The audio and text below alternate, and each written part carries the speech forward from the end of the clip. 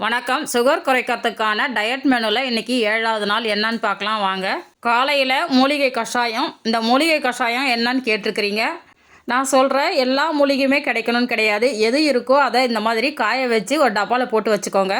ஒரு பங்கு கீழாநெல்லி, முருங்கைக்கீரை, மூக்கிரட்டை கீரை, கொய்யா இலை, ஆவாரம் பூ. இதில் ஆவாரம் பூ நான் சேர்க்கல, உங்களுக்கு கிடைச்சதுன்னா சேர்த்துக்கோங்க. இது எல்லாமே ஒன்று 1/4 பங்கு அளவுக்கு சேர்த்துக்கோங்க. இது எல்லாத்தையுமே நல்லா க்ளீன் பண்ணிவிட்டு நிழலில் காய வச்சு எடுக்கணும். இந்த மாதிரி சத்தம் வரணும். இது உங்கள் சுகரோட அளவை பொறுத்து வாரத்துக்கு 2 நாள் குடித்தாலே போதும். சாப்பிட்றதுக்கு அரை மணி நேரத்துக்கு முன்னாடி குடிக்கணும். இன்றைக்கி பிரேக்ஃபாஸ்ட் பார்த்திங்கன்னா சோள இட்லியும் கொத்தமல்லி சட்னியும். இந்த இட்லியும் நல்லா சாப்பிட்றதுக்கு டேஸ்ட்டாக இருக்கும். இன்றைக்கி லஞ்ச் மெனு எப்பயும் போல் சாதம்,